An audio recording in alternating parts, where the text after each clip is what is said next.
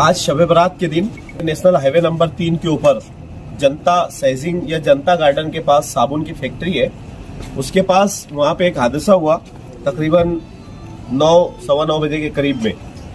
ये हमारे आरिफ भाई है, अनीस अहमद मोहम्मद उमर, इनकी उम्र तकरीबन है 41 साल के करीब में और इनका रहने का पता है नोमानी नगर, इनका पता है। और ये सब मोहल्ले के लोग यहाँ पर जमा है। हाईवे से इनकी डेड बॉडी हमारे गोरख एम्बुलेंस वाले ने उठाकर लाया। मुझे उन्होंने वहाँ से कॉल किया तो हम लोगों ने कहा कि आप सिविल हॉस्पिटल लेके डेड बॉडी पहुँचो। वहाँ से आने के बाद हमारे रफीक मौलाना साहब ने मुफ्ती इस्माइल कासमी साहब को फ़ोन किया। हमको आमदार साहब का फ़ोन आया, मुफ्ती साहब का। उन्होंने कहा कि यार जाके उतनी डेड बॉडी रात में निकालने की कोशिश करो। डेड बॉडी तो इंशाल्लाह पवारवाड़ी पुलिस स्टेशन को इन्फॉर्म कर दिए। डेड बॉडी अभी पूरी कोशिश करके इंशाल्लाह उसको निकाल लेंगे हम लोग। लेकिन फिर वही बात, फिर वही मैसेज कि त्यौहार गुजरा, त्यौहार आया, फिर हादसा शुरू, फिर एक्सीडेंट। ये त्यौहार के वक्त में ज़्यादा एक्सीडेंट होते हैं। हमारे सोशल वर्कर, जितने भी सोशल वर्कर है, बार बार आके ये मैसेज देते कि यार अगर जा रहे आप लोग हाईवे पे निकल रहे तो अपनी सेफ्टी, अपनी जान की हिफाजत खुद अपने जिम्मे है। तो हम लोग बार बार मैसेज देते हमारे नौजवानों को भी और शहर के लोगों को भी कि हम लोगों ने हमारी जान की हिफाजत खुद करना है।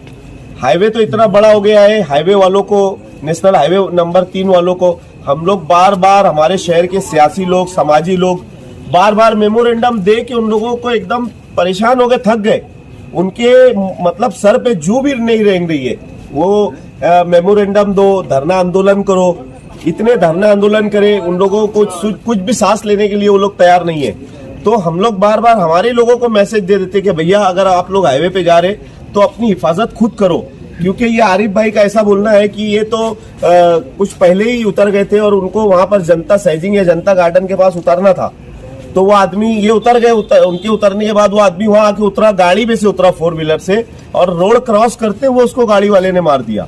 अगर उस जगह पर अंडरग्राउंड रास्ता रहता था या डिवाइडर रहता, अपना ब्रेकर रहता था, या फिर उसके अलावा अगर सर्विस रोड रहता था तो आदमी सर्विस रोड से नीचे से उतर के और चला जाता था। और उससे अच्छा तो ये कि अगर फ्लाईओवर ब्रिज रहता था, क्योंकि देख लो पिपल गांव एक छोटा सा गांव है, उसके आगे नासिक देख लो, जितनी सिटी बॉम्बे से लगती है, बॉम्बे से मालेगांव और आगे तक जाने तक जितनी भी सिटी लगती है, सब में बड़े बड़े ब्रिज बना के रख दिए। यहाँ तक के मनमाड़ चौपुल्ली के ऊपर भी देखेंगे तो मनमाड़ चौपुल्ली में कोई इतनी खास जरूरत नहीं थी, लेकिन फिर भी वहां पे उन्होंने मतलब ब्रिज बनाया है। तो हम लोग बार बार प्रशासन से यही गुजारिश करते, यही दरखास्त करते कि आप लोग कम से कम वहाँ ब्रिज का काम शुरू करें, ब्रिज बनाए, अंडरग्राउंड रास्ते बनाए या सर्विस रोड बनाए, ब्रेकर डाले। जहां पर खतरा है, यहाँ पर ऐसे ऐसे हादसा होते हैं, तो आप लोग वहाँ कुछ ना कुछ रास्ता निकालें।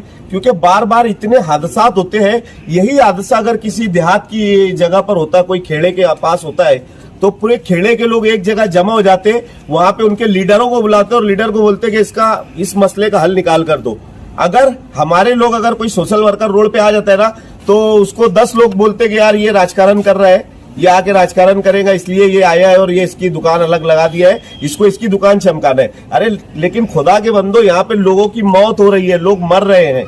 बार बार बोल रहे हैं हम लोग कि यार लोग मर रहे हैं। यहाँ पे इतनी लाशें हम लोग वहां से उठा चुके कि जिसकी कोई हद नहीं। तो हम लोग बार बार यही प्रशासन से, शासन से अपील करते कि वहां पर जल्द से जल्द एक तो फ्लाईओवर ब्रिज बनाए, अंडरग्राउंड रास्ते बनाए, या फिर सर्विस रोड बनाए, या फिर जहां पर ब्रेकर डालने की जरूरत है वहां पर ब्रेकर डालें।